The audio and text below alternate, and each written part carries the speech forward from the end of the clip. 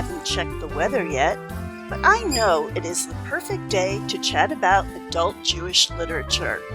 I'm Cheryl Stahl. Thanks for joining me here at Nice Jewish Books. So it is the middle of the holiday season and the 1-year anniversary of the massacre on October 7th. So I am especially grateful that Gila Green made time to speak with me in these crazy times. So we're going to be speaking about her latest book, With a Good Eye. Welcome, Gila. It's really a pleasure to be here. Thank you. So would you please tell me about your book? So With a Good Eye is, I would say, it's older YA, I guess. If you have to give it a category, I would recommend it for 16 and up, or just a regular adult book, but I think 16 and up could handle this novel. And it's a family drama that centers around my heroine, Levi, who has an extremely challenging family. She has to deal with a lot of dysfunction and mental illness in her family. And they just kind of leap from crisis to crisis. And then at a certain point, her mother, who is a stage actress, attaches herself to such a negative element that even for Luna, it's just too much. And we sort of go along with her for the ride as she manages that. And hopefully comes out the other side in an inspiring way for readers. All right, great. So, well, there are a lot of things I loved about your book, but one thing that I loved about it is that it takes place in Ottowa, Ontario, Canada, and I'm not sure I've ever read a Jewish book based there. Can you tell me why you decided that for your setting and what the Jewish community is like there? Well, first of all, thank you that you said there were so many things you enjoyed about the book. For me, location is basically a character in a novel. It's really important to me that you treat the location the same way you would treat a character. I want it to be really alive for the reader, which on one hand, a lot of people say that's really great and admirable. On the other hand, that means you have to choose locations that you can make come alive, unless they're completely fictional locations like futuristic or science fiction. But if you're staying in the realism drama, so on one hand, that's great. On the other hand, it can be limiting. If you notice, the book takes place in 1980. So that would be a time when I would really have known Ottawa. I grew up in Ottawa. I can't really speak firsthand about the community today. I can't speak firsthand. I do still have a lot of family there, but I haven't actually lived there since 1994. So I wouldn't speak for them at the moment, but I could speak to what it was like growing up, which was just also demographically vastly different from today. Ottawa is the capital of Canada, as you probably know, and therefore it's a very civil servant town. Civil servant towns don't tend to attract immigrants. Immigrants are usually attracted to industry and business.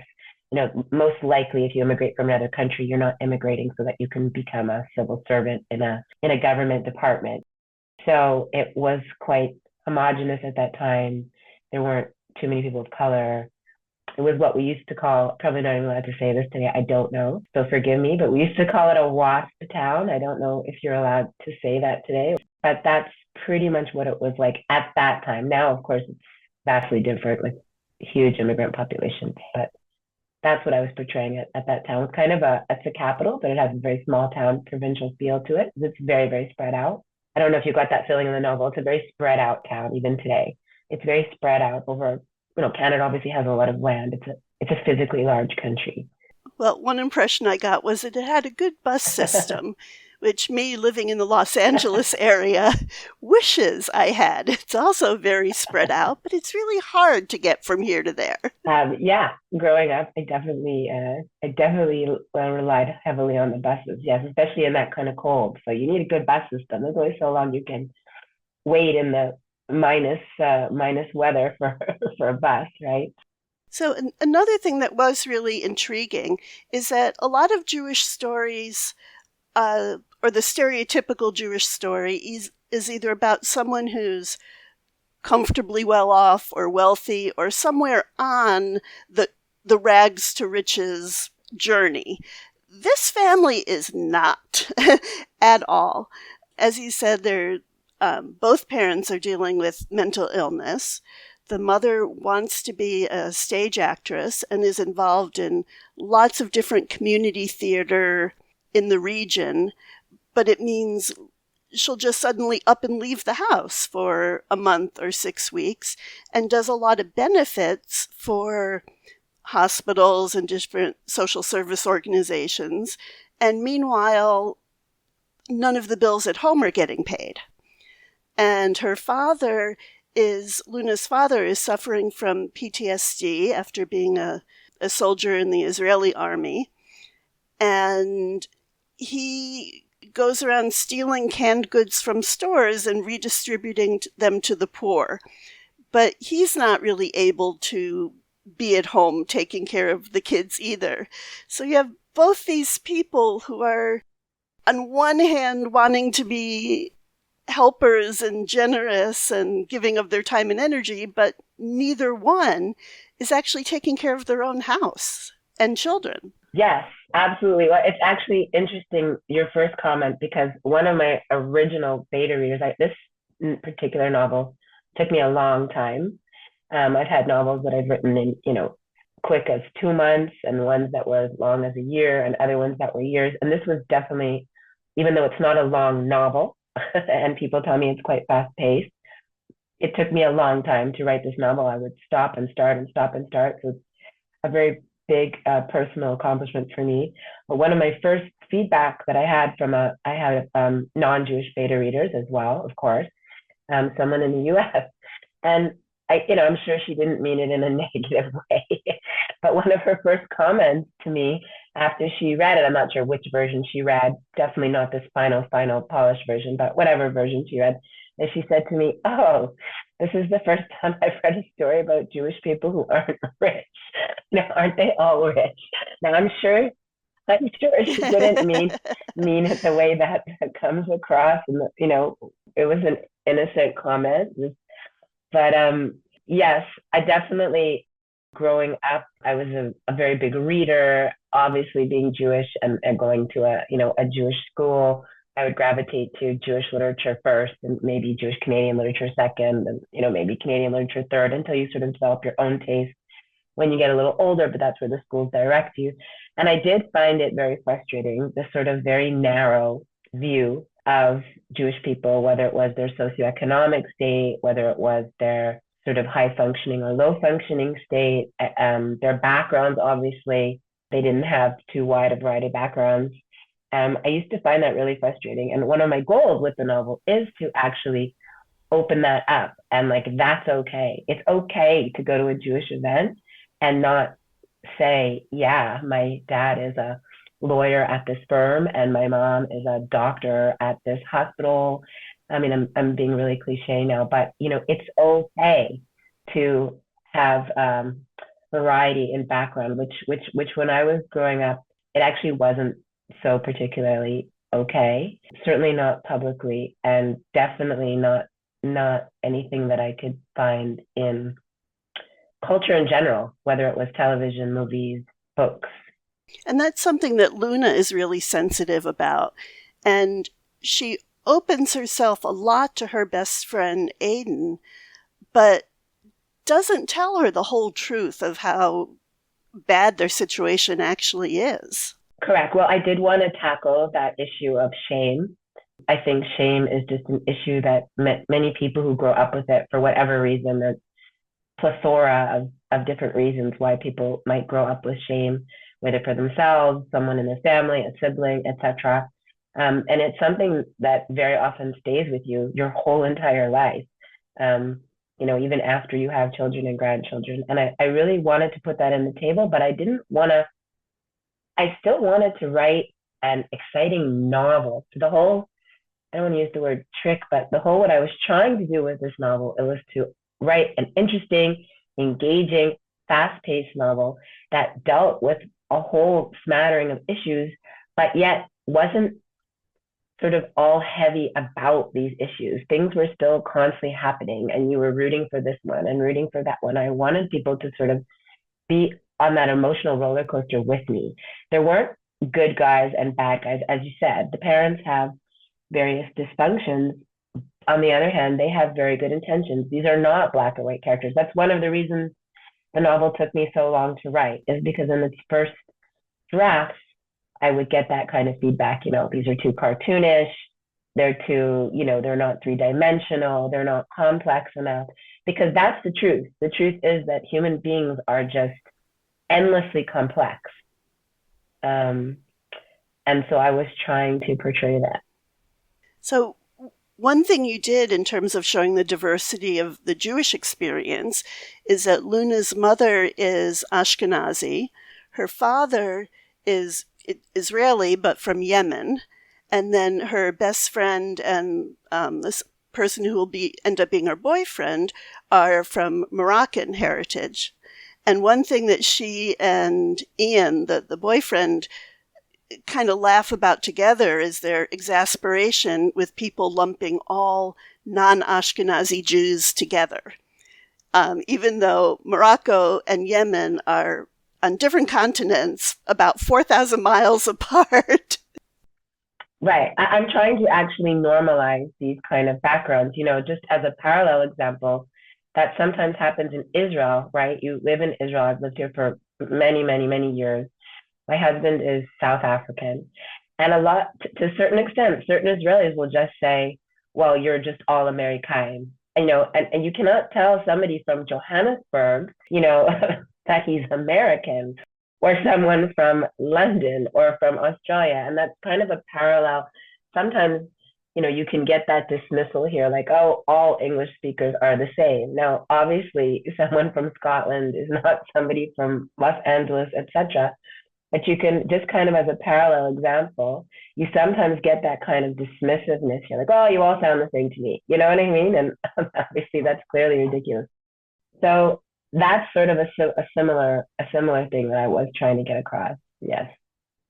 One thing that they all bonded about too was trying each Mm-hmm. other's foods and having favorites.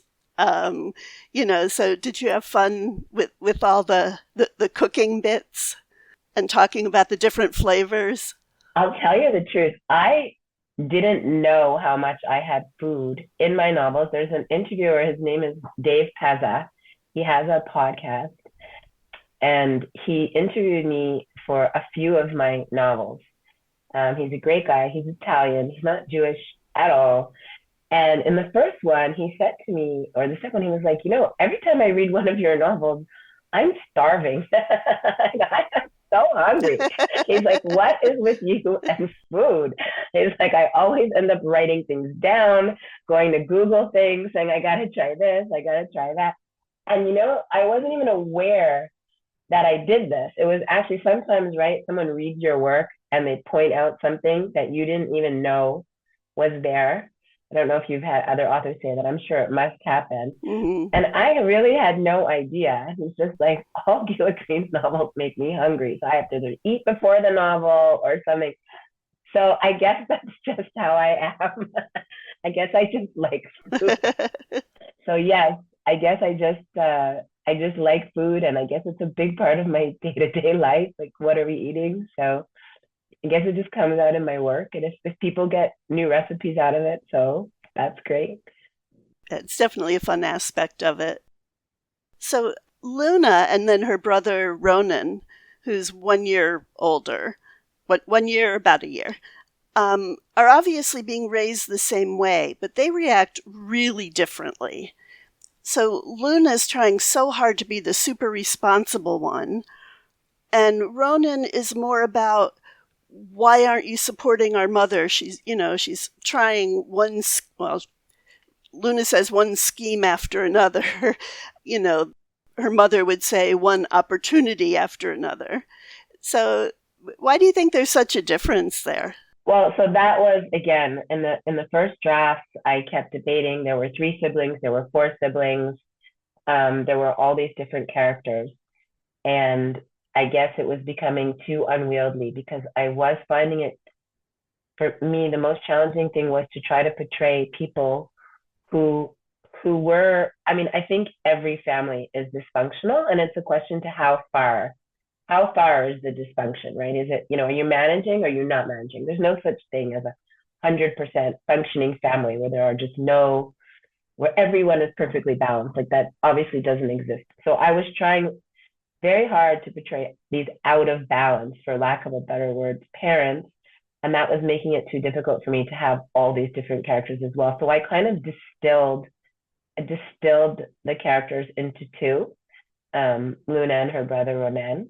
And then I purposely gave them these opposite reactions just to try to reflect that, how would a teenager perhaps react to this type of situation? People are not going to react the same. They'll react differently depending on if they're, the oldest or the youngest, depending on how they look physically, who they identify. The fact that she learned Hebrew enables Luna to react differently to her father than her brother, who's very resistant to learning the language.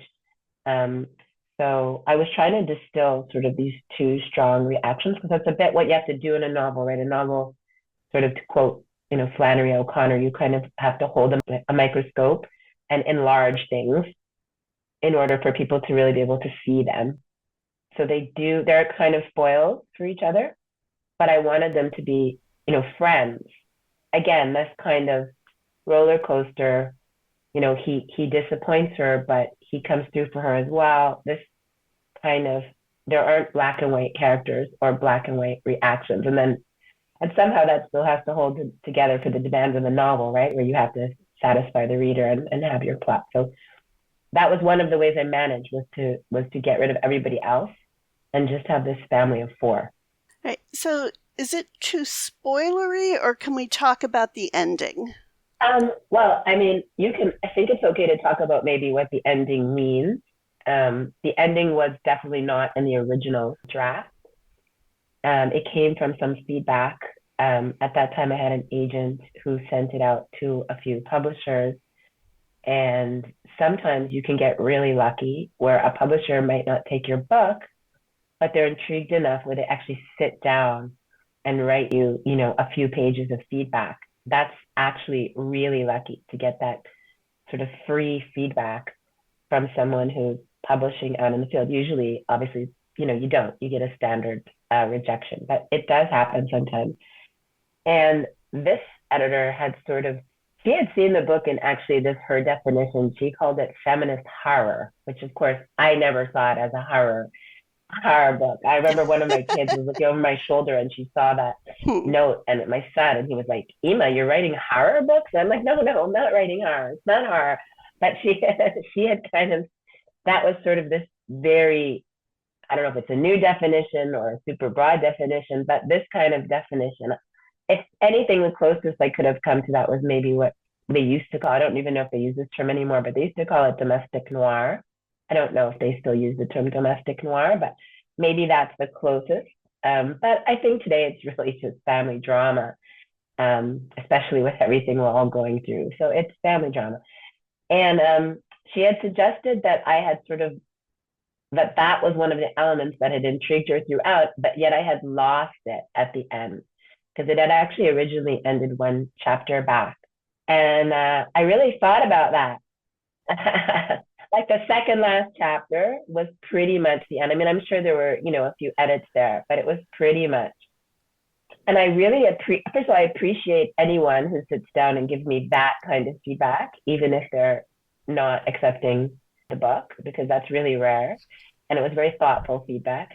And so I really thought about that. And I really thought, yeah, maybe I kind of cheated Luna. Like, did I cheat Luna by letting that thread go?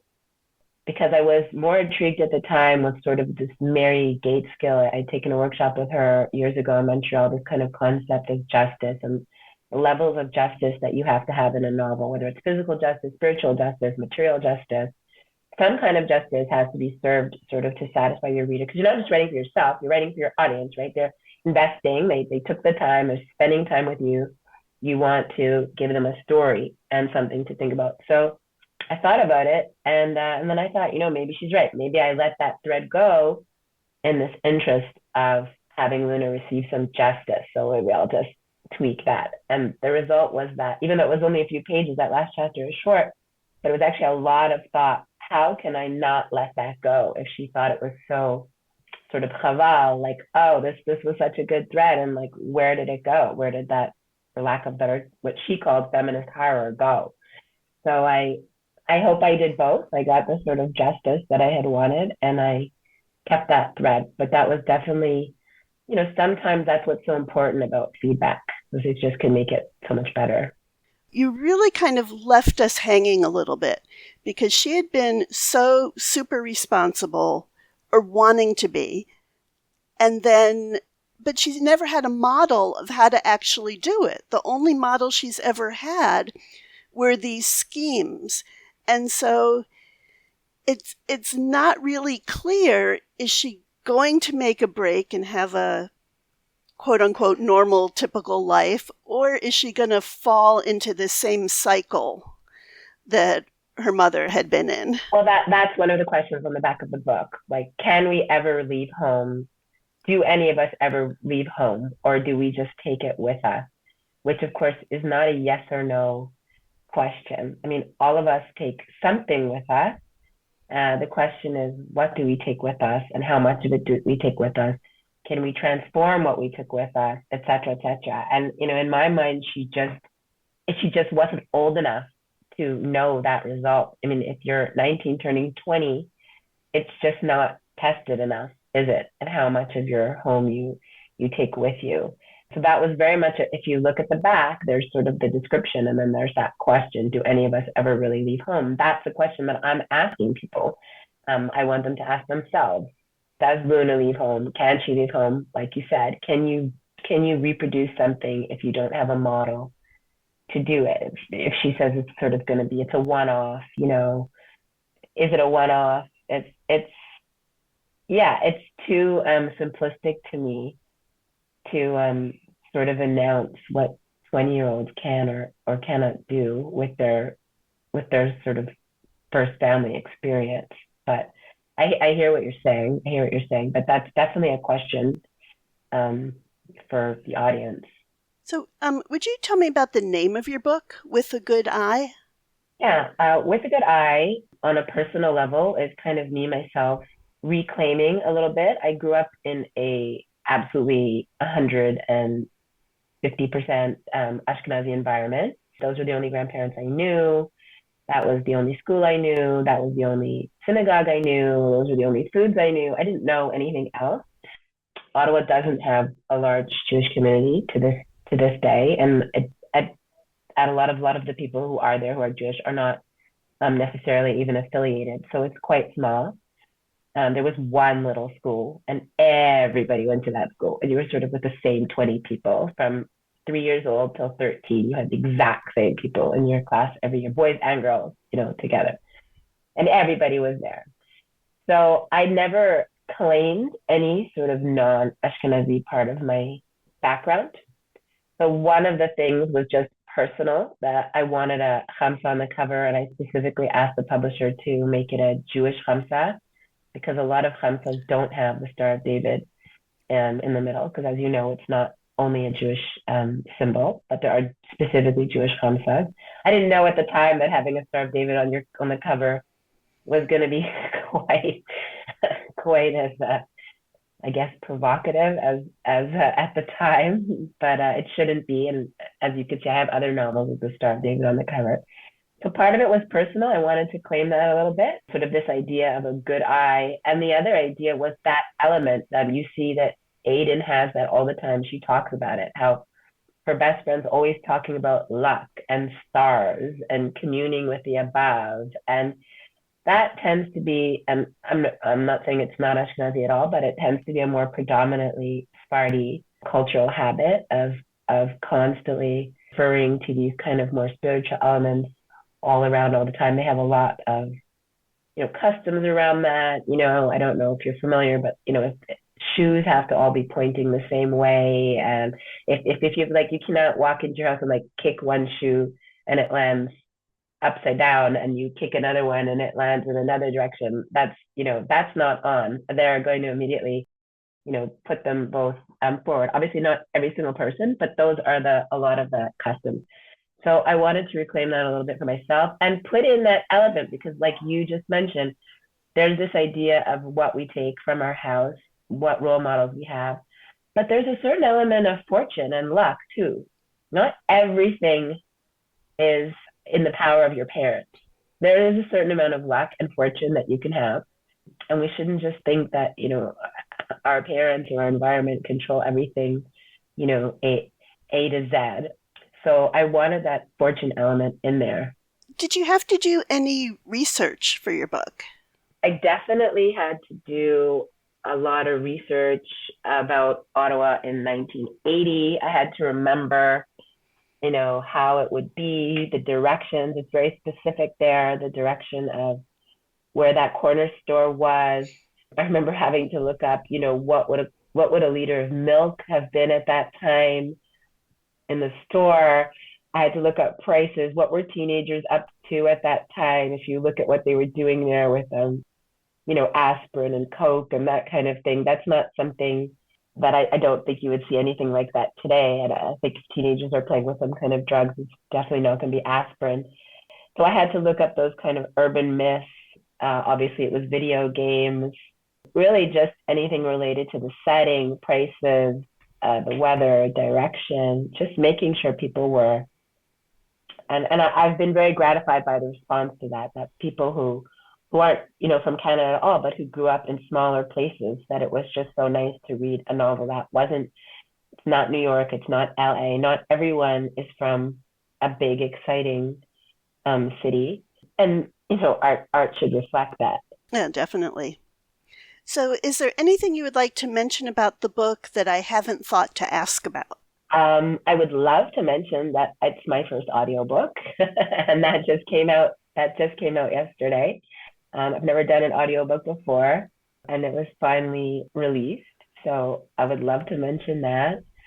Did you narrate it? I did. I did. And I know that's a controversial subject. I've seen those threads on social media where people are like, oh, that's terrible. Authors shouldn't narrate the book. And other people saying, what do you mean? I love hearing the author's actual voice. So I know it's like everything else and everybody has opinion, but I felt like I could do it. I hope so. I mean, it wouldn't have proved bad quality, right? So that's what the sound engineer told me. They said they would reject it if it wasn't. Because I'm a bit nervous about how that came out. So I don't mind criticism, but no, I think I don't mind criticism, but be nice, be nice. I tried something new. Oh, I was going to say my first response would be, oh, then you pronounce the Hebrew words correctly.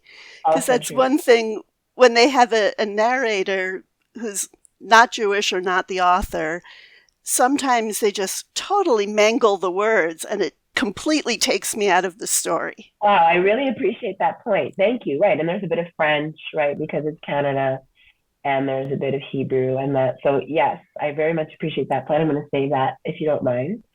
And yeah, I personally do enjoy hearing the authors read. So I'm hoping I'll get good feedback and do another one. Great. So, if someone were to use your book as a call to action for tikkun olam, for repairing the world, or really anything you would like to talk about, what would it be? Well, unfortunately, right now, just putting the book out seems like a bit of a rebellious thing to do. Have a book out with such Jewish characters and a Star of David on the cover. That's really sad to say. I would say that um, if they were going to use my book as a tikkun olam, it would be, to read it and to realize that there are people who are going around ashamed of things, with different issues that they're not comfortable speaking about. You really don't know what's going on inside people's houses or how they grew up.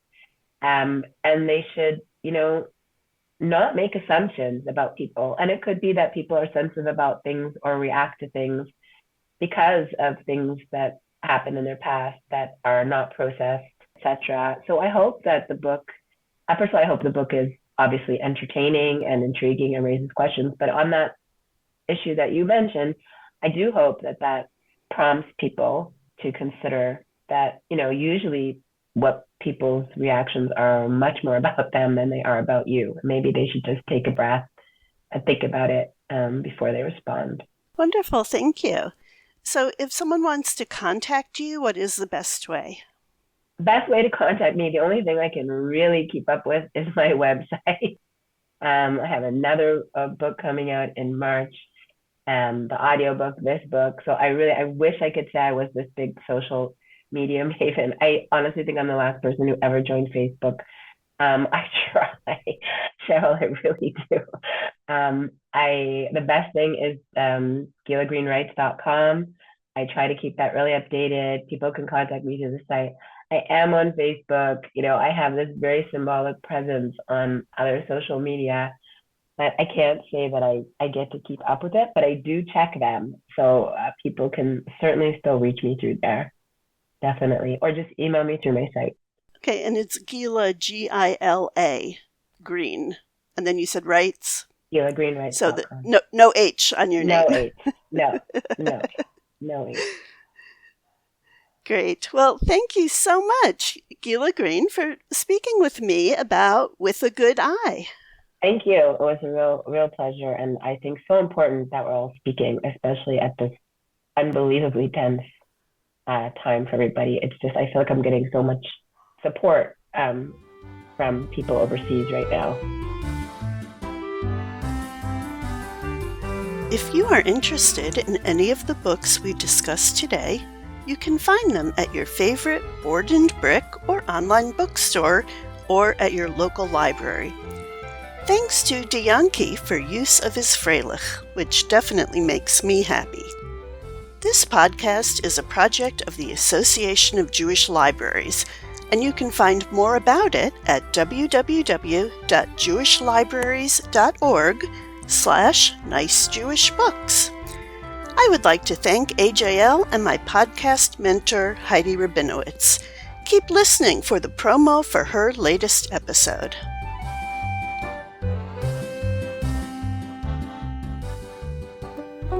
Hi, this is Erica Lyons. And this is Christina Matula. And we're the co-authors of Mixed Up Mooncakes. We'll be joining you soon on the Book of Life podcast. We'd like to dedicate this episode to the Hong Kong chapter of SCBWI, the Society of Book Writers and Illustrators, a wonderful supportive group through whom we met amazing writer friends, including each other. The Book of Life is the sister podcast of Nice Jewish Books. I'm your host, Heidi Rabinowitz, and I podcast about Jewish Kidlit. Join me to hear my conversation with Erica Lyons and Christina Matula about Mixed Up Mooncakes at bookoflifepodcast.com.